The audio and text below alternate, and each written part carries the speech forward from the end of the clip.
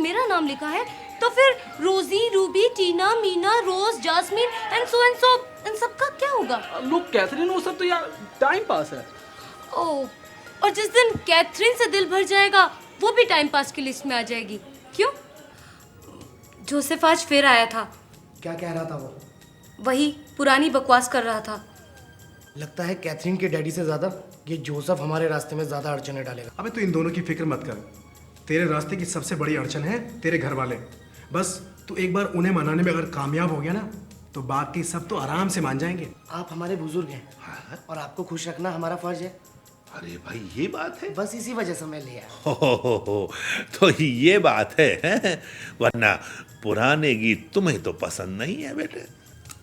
No uncle, boss मैं office में हूँ और ऑफिस टाइम इज ओवर। तुम मेरा स्वीट अंकल है, dear uncle. Don't worry mister Joseph, मैं कैथरीन को बोलेगा कि वो तुमसे शादी बनाए। तुम्हारा और उसका जोड़ी एकदम मैच होता है, परफेक्ट मैच। सुनो जी, मेरे दिमाग में एक बात आ रही है। क्यों ना मैं यास्मीन से उसके दिल का हाल जानूं, कहीं उसे इस रिश्ते से कोई एतराज तो नहीं। अरे उसे किस बात का एतराज हो सकता है? अरे उसके होने वाला शौहर अच्छा खासा हैंडसम है। पर उसको देख के ऐसा लगता तो नहीं कि वो इस रिश्ते से खुश है। ऑफ, तुम भी कमाल करती हो नफीसा। ये बस तुम्हारा वहम है और कुछ नहीं। इसमें वहम वाली क्या बात है? अरे हर औरत की जिंदगी में शादी एक अहम घटना होती है। उसको लेके वो बहुत एक्साइटेड होती है। उनके दिल में ख्वाब होते हैं, ख्वाहिशें होती हैं और अपनी खुशी को दूसरों को शेयर करना चाहती हैं। मगर यास्मीन को देख के ऐसा नहीं लगता कि वो शादी को लेके बहुत खुश है। नफीसा, क्या कमाल करती हो तुम। अरे यास्मीन अमेरिका में पैदा हुई है, वो कोई हिंदुस्तानी लड़की नहीं है। हिंदुस्तानी लड़की नहीं है तो क्या हुआ, पर भावनाएं तो औरतों वाली ही हैं।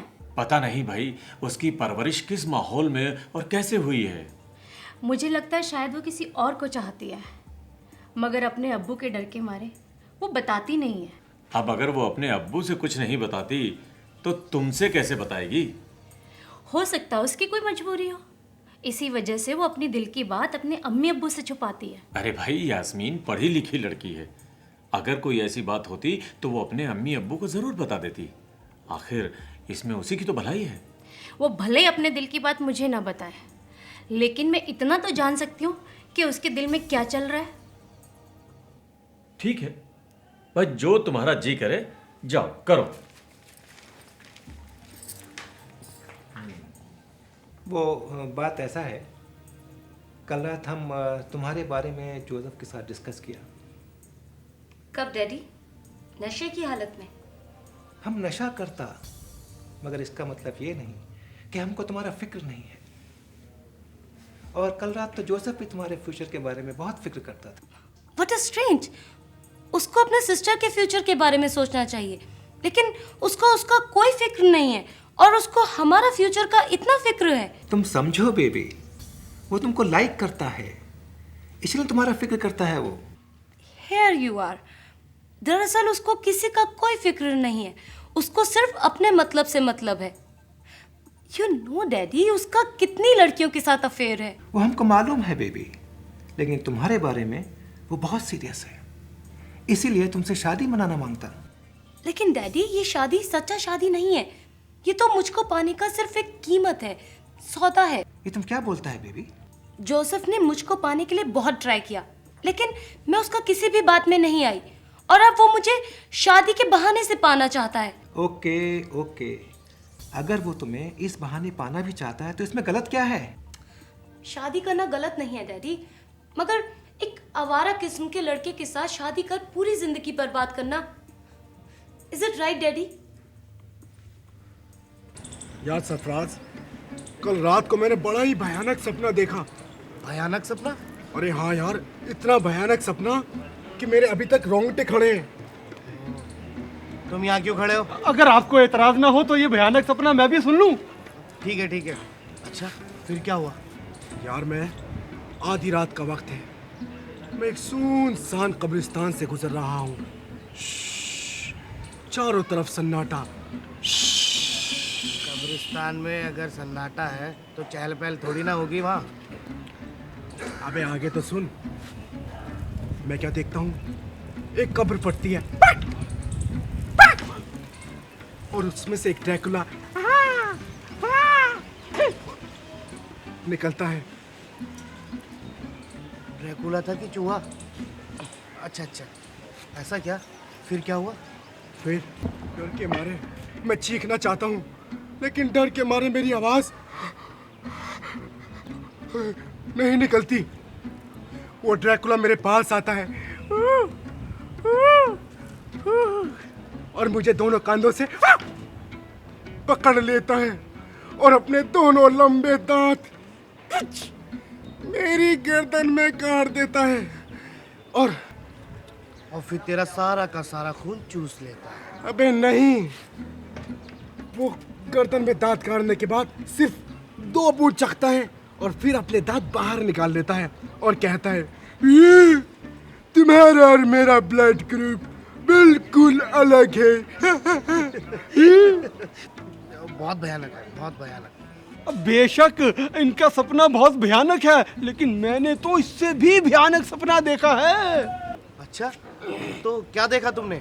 अरे क्या बात करते हो, तुमने मुझसे भी ज्यादा भयानक सपना देखा है। और नहीं तो क्या। क्या देखा तुमने? अरे मैंने जो सपना देखा है ना, बस क्या बताऊं क्या सपना देखा है, इतना भयानक कि बस पूछो मत। अरे मैंने देखा 3 औरतें आपस में झगड़ रही थी मुझसे निकाह करने के लिए। एक थी ऐश, एक थी करीना और एक थी अपने पड़ोस की काली कल्लूटी बिमला। भाई क्या बात है, तू जैसे के साथ में शादी करने के लिए वो तीनों झगड़ रही थी। भाई कमाल कर दिया। जी हाँ, फिर तो बकायदा तीनों में मारपीट शुरू हो जाती। अबे कमरू, इस तरह के सपने को भयानक नहीं बल्कि रंगीन सपना कहते हैं, रंगीन। भाई उस रंगीन सपने में इतना भयानक हो गया कि उस काली कलूटी बिल्ली से मेरा निकाह हो गया।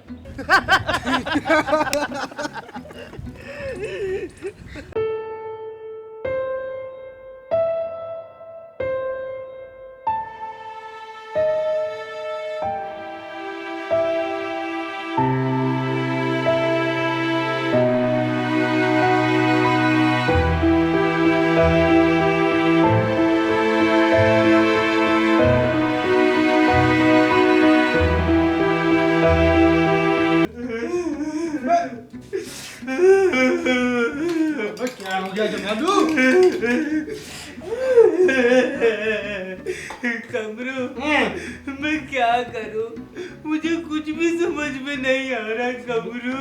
अबे क्यों रो के तूने आसमान सर पे चढ़ा रखा है? और ये क्या किया तूने? क्या हो गया बता? कमरू, तूने मेरे साथ ऐसा क्यों किया कमरू? अरे क्या किया मैंने? कोई तेरी भैंस बेच दी? ऐसा क्यों किया? कमरू, अगर तू मेरी भैंस बेच देता तो मुझे दुख नहीं होता। अच्छा। अगर तू मेरी बकरी बेच देता तो भी मुझे दुख नहीं होता। अच्छा। लेकिन कमरू, तूने तो अपना ईमान ही बेच दिया। ईमान बेच दिया? हाँ। यानी कि यार गद्दार हो गया। हाँ। ओहो, मुझे तुझसे ये उम्मीद नहीं थी। तूने मेरे साथ ये क्या कर दिया?